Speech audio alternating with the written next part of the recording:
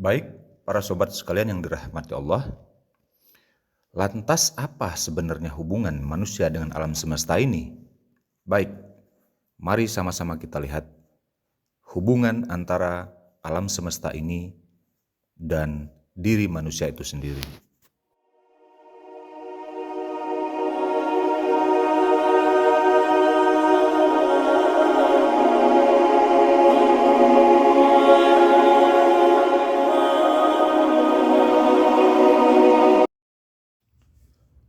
Bismillahirrahmanirrahim. Assalamualaikum warahmatullahi ta'ala wabarakatuh. Alhamdulillahirabbil alamin. Wassalatu wassalamu ala asrafil anbiya'i wal mursalin wa ala alihi washabihi ajma'in. Amma ba'du. Para sobat sekalian dirahmati Allah, pada kajian kali ini kita akan membahas masalah rahasia diri manusia dan alam semesta. Kita sebagai manusia ini merupakan makhluk ciptaan Tuhan yang paling lengkap, yang paling sempurna, yang diciptakan oleh Allah dengan akal, hati, dan rupa yang paling baik. Walaupun manusia itu sebagai makhluk terbaik yang diciptakan Allah, tetapi kita harus ingat bahwa diri manusia yang diciptakan sebagai makhluk terbaik ini adalah juga diilhami dengan sifat fujur dan sifat takwa, yang peran keduanya sama pada diri manusia itu. Oleh karenanya kita harus senantiasa mawas diri dalam membawa diri kita agar tidak terjerumus mengikuti arah sifat fujur diri kita sendiri. Dikarenakan manusia ini adalah makhluk Tuhan yang sangat spesial, sangat sempurna, baik secara lahir maupun secara batinnya, maka proses penciptaan tubuh manusia ini sangat detail diinformasikan kepada Allah. Agar apa? Agar manusia itu dapat mengerti dan memahami siapa dirinya yang sesungguhnya. Di dalam surat Al-Mu'minun ayat 12-14 Allah telah berfirman, Walaqad khalaqnal insan min sulalatin min tin. Artinya, dan sesungguhnya kami telah menciptakan manusia itu dari saripati tanah, ya.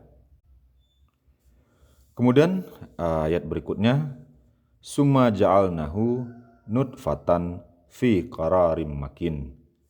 Kemudian kami jadikan saripati itu air mani yang kami simpan, ya, di dalam tempat yang kokoh, di dalam rahim.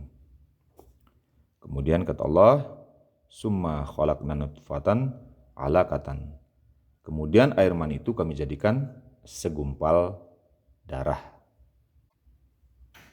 Kemudian fa khalaqnal alaqata mudghatan. Lalu segumpal darah itu kami jadikan segumpal daging.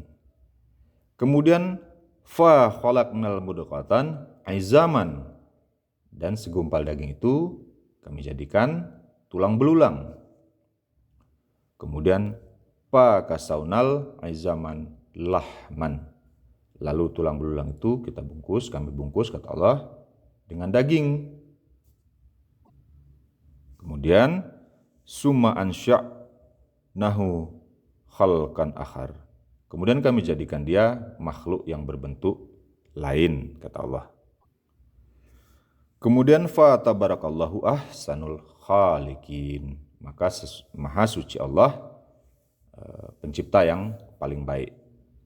Ini Allah ceritakan di dalam Al-Quran itu secara detail tentang penciptaan tubuh manusia ini.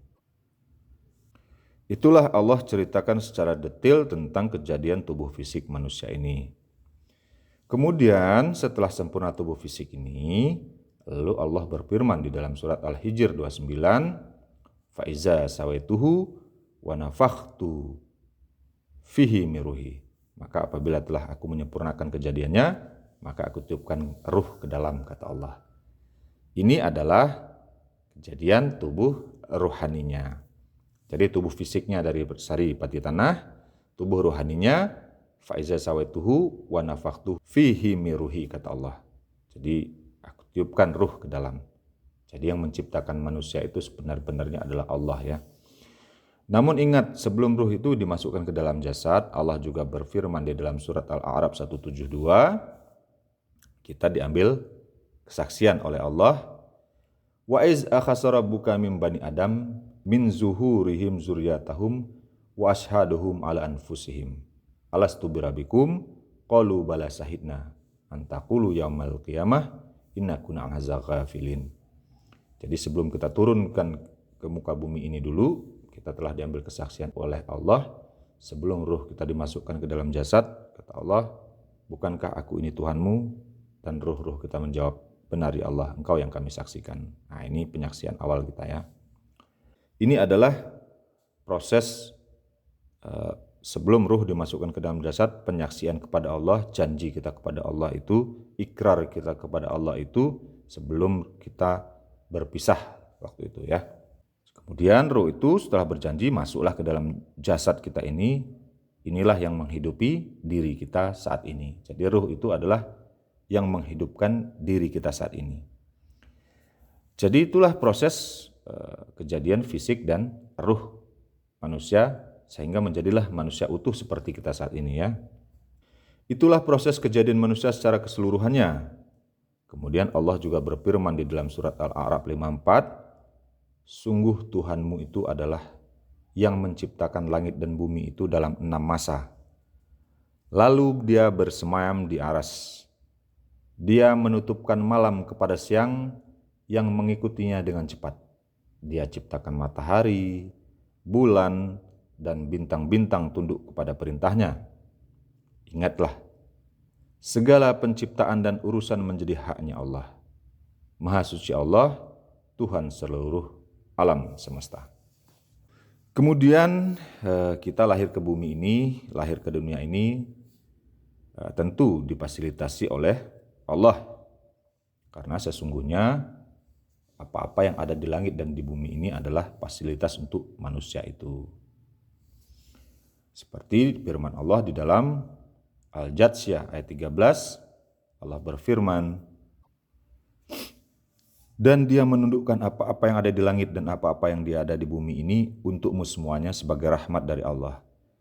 Jadi apa-apa yang ada di langit dan apa-apa yang ada di bumi ini sudah ditundukkan untuk keperluan manusia sebagai rahmat dari Allah. Ingat, semuanya itu adalah rahmat dari Allah, tentunya akan kita pertanggungjawabkan seluruhnya yang kita pakai. Itulah fasilitas dari Allah. Ditundukkannya semua makhluk ciptaan yang ada di langit dan di bumi ini untuk manusia, untuk dapat dipergunakan, untuk dapat dimanfaatkan sebagai kepentingan mereka di dalam melaksanakan tugas sebagai khalifah Allah di bumi ini. Inilah tujuan manusia diturunkan Allah ke bumi ini sebagai khalifah sebenarnya. Sebagai khalifahnya Allah di bumi ini untuk mengisi keperluan manusia, telah ditundukkan oleh Allah apa-apa yang ada di langit dan di bumi ini untuk kepentingan manusia itu sendiri. Tentunya ingat, kita pertanggungjawabkan apa-apa yang kita gunakan. Nah, para sobat sekalian yang dirahmati Allah, dari ayat di atas itulah sebenarnya manusia ini adalah ciptaan Allah yang terbaik, yang paling sempurna. Bahkan sebenarnya manusia ini disebut sebagai miniatur daripada alam semesta ini. Oleh karenanya disebutkan di dalam kitab Al-Hikam, Ibnu Athaillah menjelaskan Allah Subhanahu wa taala menjadikan manusia di antara pertengahan antara kerajaan materi dan kerajaan gaib ya, kerajaan Allah dan kerajaan materi. Kita sebagai manusia ini bukanlah makhluk murni dari alam nyata ini. Namun kita juga tidak murni dari alam gaib. Akan tetapi kita sebagai manusia ini berada di pertengahan antara kedua alam itu. Jika dikatakan kita sebagai manusia ini murni dari alam nyata, Allah juga telah berfirman, bukankah telah datang manusia itu dari suatu masa yang sedang ketika itu mereka belum bisa disebut. Kemudian secara indrawi Allah menciptakan manusia di antara langit dan bumi.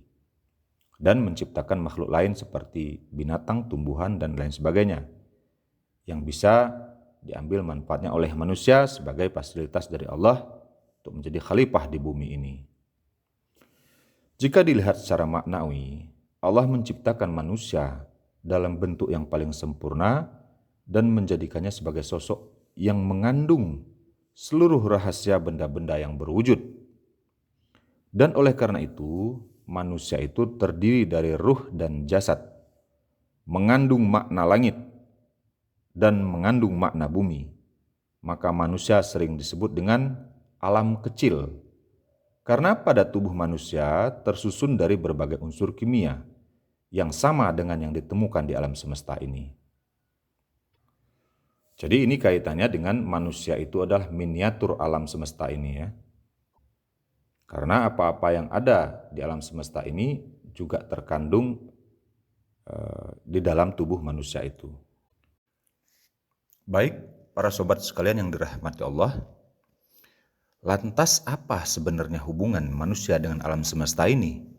Baik, mari sama-sama kita lihat hubungan antara alam semesta ini dan diri manusia itu sendiri.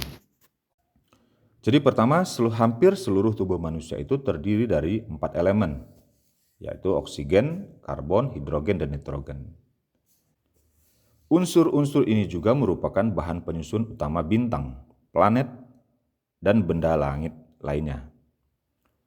Selain itu, manusia juga memiliki energi yang sama dengan energi yang ada di alam semesta ini. Energi ini dapat berupa energi panas, energi listrik, dan energi kimia. Energi ini memungkinkan manusia untuk bergerak, berpikir, dan beraktivitas. Nah, sama ya. Kemudian di tubuh manusia ini juga memiliki berbagai sistem yang bekerja sama untuk menjaga keseimbangan dan kesehatan tubuh kita. Sistem-sistem ini seperti sistem pencernaan, sistem pernapasan, sistem peredaran darah. Inilah yang memiliki kesamaan dengan sistem-sistem yang ada di alam semesta ini, seperti sistem tata surya dan sistem galaksi. Dan kemudian manusia juga memiliki roh yang merupakan esensi dari keberadaannya. Roh inilah yang dapat menghubungkan manusia dengan Sang Maha Pencipta itu dan dengan alam semesta ini.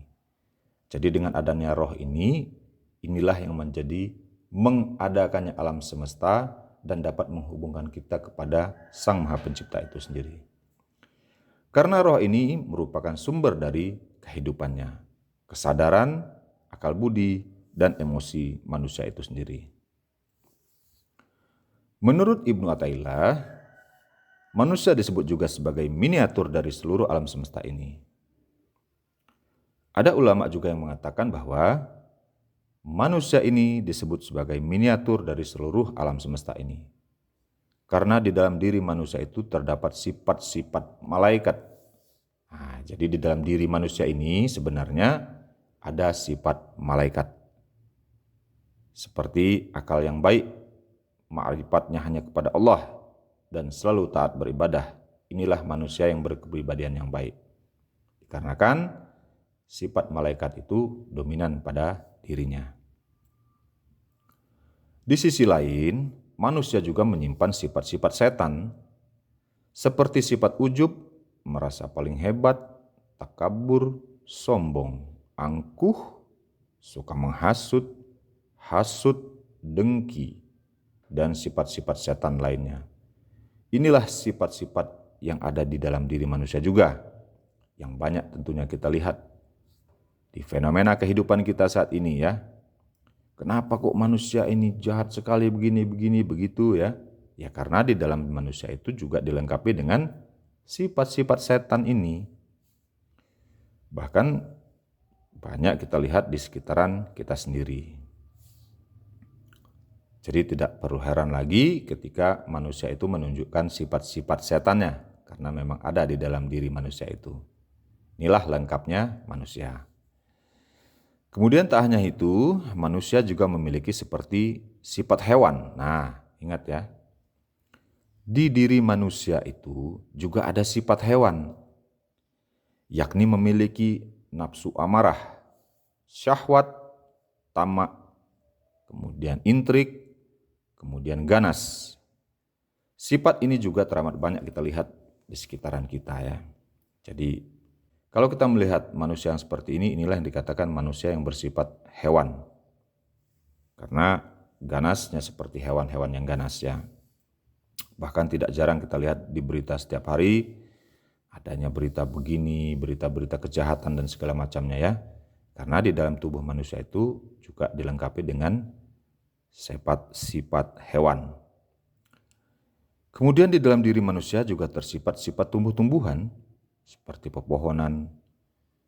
Bagaimana maksudnya?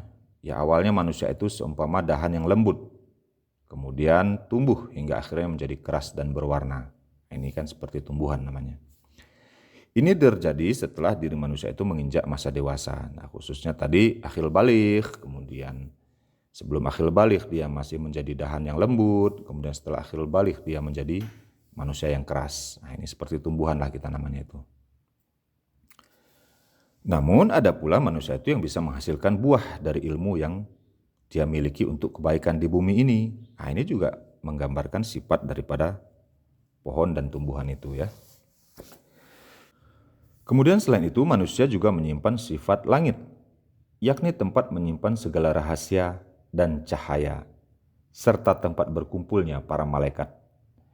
Dan manusia-manusia yang memiliki sifat langit ini, tentu mereka akan menjadi berkah untuk sesamanya. Karena mereka menjadikan dirinya sebagai berkah dan hikmah pada alam semesta ini. Bahkan ketika manusia yang memiliki sifat langit ini disakiti, ditipu, dihina, difitnah, mereka ini tetap masih bisa berlaku dengan baik. Bahkan menjabat tangan orang-orang yang telah memperlakukannya dengan tidak baik. Ya inilah orang-orang yang memang memiliki sifat-sifat langit. Namun memang jarang kita jumpai manusia-manusia yang seperti ini. Bahkan terkadang manusia yang memiliki sifat langit ini, sifat mengayominya itu lebih dominan. Lebih memotivasi manusia-manusia yang lainnya ya. Kemudian selain mengandung sifat langit, diri manusia itu juga mengandung sifat bumi, yakni tempat tumbuhnya akhlak dan tabiat yang lembut ataupun keras. Nah ini dia. Jadi sebenarnya lengkap sekali yang ada di dalam diri manusia ini. Kemudian di dalam diri manusia itu juga terdapat hati yang menjadi sarana penampakan ilahi. Nah ini yang dipergunakan oleh para arif-arif billah di dalam perjalanan menuju Allah tentunya ya. Mulailah mereka selalu menggunakan kendaraannya ini. Selain itu ia memiliki sifat lauh, yakni menjadi tempat disimpannya ilmu. Nah ini kalau kita lihat orang-orang yang berilmu, ya memang iya. Karena di dalam manusia itu juga mengandung sifat lauh. Ya. Sebenarnya Allah menjadikan manusia sedetil itu untuk memperkenalkan tingginya kedudukan manusia itu di antara para makhluk Allah yang lain. Ya inilah sebenarnya yang berkaitan nanti tentang kata Allah itu al-insanu siri wa anasirahu. Makanya tentang manusia ini begitu gamblang dan jelas digambarkan Allah di dalam Al-Quran itu. Dengan kesempurnaannya diri manusia itu, maka Nabi Muhammad SAW pernah bersabda, perang terbesar yang dihadapi manusia bukanlah perang melawan sesama, tetapi perang melawan dirinya sendiri, perang melawan nafsunya sendiri. Inilah perjuangan yang tidak pernah usai sampai kita mati. Sebuah upaya terus-menerus untuk menundukkan keinginan-keinginan yang rendah dari diri kita dan untuk mengangkat derajat diri kita ini menuju derajat kesucian. Dalam perang ini, kemenangan diraih melalui pengendalian diri, ketekunan di dalam berbuat baik, dan keteguhan hati untuk terus-menerus mengarahkan rohani kita ini hanya kepada Allah. Itulah rahasianya manusia itu sebenarnya pada kesempurnaan dirinya. Kenapa? Kita lihat kembali. Sebelum Allah menciptakan diri manusia ke bumi ini, maka Allah telah berfirman, dan ingatlah ketika Tuhanmu berfirman kepada para malaikat, aku hendak menjadikan khalifah di bumi. Para malaikat itu berkata, apakah engkau hendak menjadikan orang yang merusak dan menumpahkan darah di sana, sedangkan kami bertasbih memujimu dan mensucikan namamu? Lalu Allah berfirman, sesungguhnya aku mengetahui apa-apa yang tidak kamu ketahui. Itulah menggambarkan bahwa sesungguhnya Allah ingin menjadikan manusia itu sebagai khalifahnya di muka bumi ini, sebagai pengisi di antara langit dan bumi. Itulah manusia sebagai khalifah yang diciptakan Allah. Kemudian Allah berfirman di dalam surat At-Tin ayat 1-6, Allah berfirman, Wattini wa zaitun, demi buah tin dan buah zaitun, waturi sinin, dan demi gunung Sinai, wahazal baladil amin, dan demi negeri yang aman ini, laqad khalaqnal insan fi ahsani taqwim. Sungguh kami benar-benar telah menciptakan manusia itu dalam bentuk yang sebaik-baiknya. Suma radatnahu asfalas safilin. Kemudian kami kembalikan dia ke tempat yang serendah-rendahnya. Ilal ladzina amanu wa amilus solihati falahum ajrun ghairu mamnun. Kecuali orang-orang yang beriman dan mengerjakan kebajikan, maka mereka akan mendapatkan pahala yang tidak putus-putusnya. Itulah sempurnanya manusia itu yang harus betul-betul kita pahamin siapa diri kita ini. Makanya Allah berfirman di dalam hadits kursi, al-insanu siri wa ana sirahu.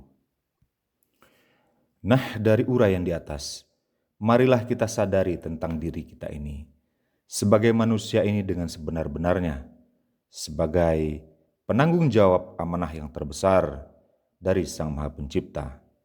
Apabila kita mampu memahami diri kita ini sebagai insan kamil, maka kita akan kembali dengan selamat. Namun jika kita tidak mampu memahami hakikat diri kita ini sebagai insan kamil, maka kita akan kembali dalam keadaan yang celaka, hina, dan menyakitkan. Karena tentang manusia ini, Allah pun telah bersumpah seperti dalam firman-Nya dalam surat Asy-Syams ayat 1. Wasyamsi wadduha, demi matahari dan sinarnya pada waktu duha, ketika matahari sepenggal naik. Wal kamari iza talaha, demi bulan saat mengiringinya.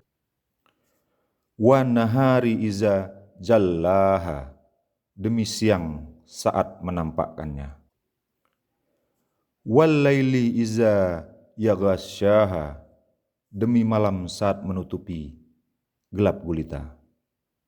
Was sama'i wa ma banaha, demi langit serta pembuatannya. Wal ardi wa ma tahaha, demi bumi serta penghamparannya. Wa nafsiu wa ma sawahadan, demi jiwa serta penyempurnaan penciptaannya. Fa'alhamaha fujuraha wa taqwahal, dia mengilhamkan kepadanya kejahatan dan ketakwaan. Qad aflaha man zakhaha, sungguh beruntung orang-orang yang mensucikan jiwa itu. Wa qad khabaha man dasaha, dan sungguh rugilah orang-orang yang mengotorinya. Jadi dalam ayat ini dapat kita lihat Allah telah bersumpah demi jiwa yang sempurna, yang dengan jiwa itulah sebagai penyempurnaan kejadiannya manusia itu. Sungguh jiwa yang ada di dalam diri kita ini telah disertai dengan potensi ke arah kejahatan dan ketakwaan, sehingga tinggal kita saja sebagai manusia ini yang mengendalikannya. Apakah mau kita jadikan diri kita ini orang yang beruntung atau justru kita terjerumus sebagai orang-orang yang merugi. Para sobat yang dirahmati Allah dimanapun berada, mari kita terus berusaha untuk belajar mengenali diri kita ini dengan mengasah akal dan ruh kita untuk dapat menemukan hakikat diri kita ini, sehingga kita dapat sampai pada Sang Maha Pencipta itu. Kemudian kita dapat memberikan kontribusi terbaik bagi diri kita untuk alam semesta ini juga. Karena sesungguhnya alam semesta dan seisinya ini diciptakan oleh Allah untuk manusia, agar manusia itu dapat mengenali Allah sebagai Maha Pencipta yang Maha Agung. Wabillahi taufiq wal hidayah. Wassalamualaikum warahmatullahi taala wabarakatuh.